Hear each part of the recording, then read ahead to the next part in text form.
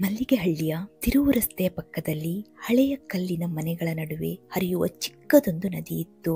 ಆ ನದಿಯ ದಡದಲ್ಲಿ ಬೆಳೆಯುತ್ತಿದ್ದ ಕಮಲದ ಹೂಗಳ ನಡುವೆ ಅವಳನ್ನು ಅವನು ಮೊದಲ ಬಾರಿಗೆ ನೋಡಿದ. ಅವಳು ಅವನಿ ಚಿಕ್ಕದಾದ ಮೂಗು, ಬಿಳಿಯಾದ ಮುಖ, ಕಪ್ಪು ಜುಟ್ಟು ಮತ್ತು ನಿತ್ಯ ಹಸಿಯಾದ ನಗು. ಅವನು ಅನುಜ್ ನಗರದ ಕಾಲೇಜಿನಲ್ಲಿ ಇಂಜಿನಿಯರಿಂಗ್ ಓದುತ್ತಿದ್ದ. ಬೇಸಿಗೆ ರಜೆಗೆಂದು ಊರಿಗೆ ಬಂದಿದ್ದ. ಒಂದೇ ದಿನದ ಭೇಟಿಯಲ್ಲೇ ಅವನು ಅವಳ ಭಾವನೆಗಳಿಗೆ ಸೆರೆ ಹೋಗಿದ್ದ.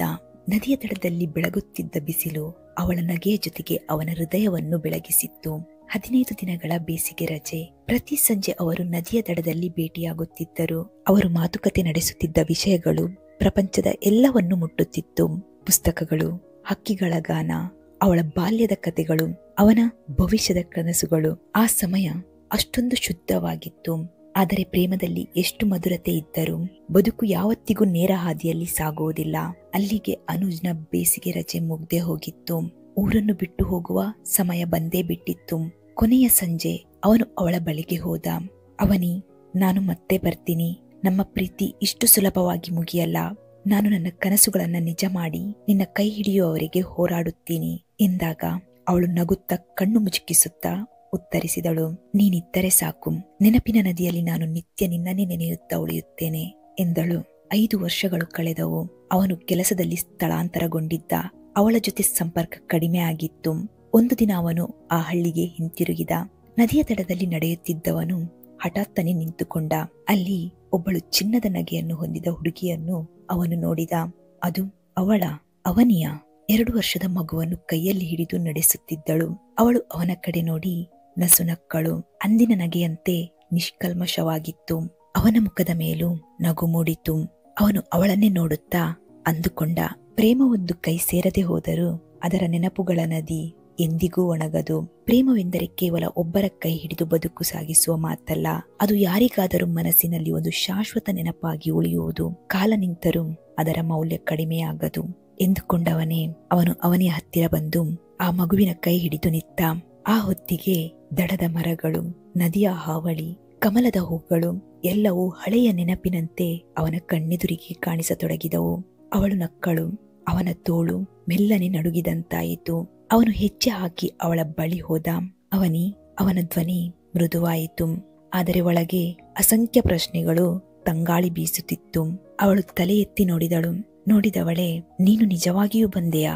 ಅವಳ ಕಣ್ಣಲ್ಲಿ ಆಘಾತವೂ ಇರಲಿಲ್ಲ, ಸಂಭ್ರಮವೂ ಇರಲಿಲ್ಲ. ಇದ್ದದ್ದು ಕೇವಲ ಮೌನ ಮಾತ್ರ. ಅವನು ಆ ಮಗುವನ್ನು ಎತ್ತಿಕೊಂಡು, ನಿನ್ನ ಮಗನ ಎಂದು ಕೇಳಿದ. ಆಗ ಅವನಿ ತಲೆ ಎತ್ತಿ ನಗುತ್ತಾ, ಹೌದು, ಹೆಸರು ಅನು ಎಂದಳು. ಆ ಹೆಸರನ್ನು ಕೇಳಿ ಅವನಿಗೆ ಮನಸ್ಸು ಮುರಿದಂತಾಯಿತು. ಅವಳು ಹೆಸರೇಕೆ ನನ್ನಂತೆ ಇಟ್ಟಳು?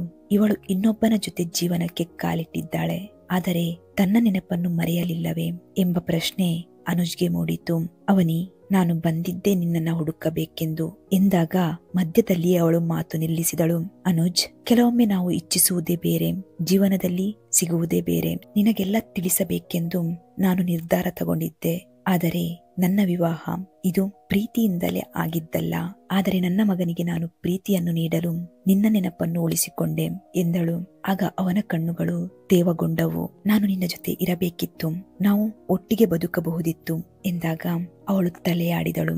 ಬದುಕು ಎಲ್ಲಿಯಾದರೂ ಸಾಗಲೇಬೇಕು ಅನುಜ್.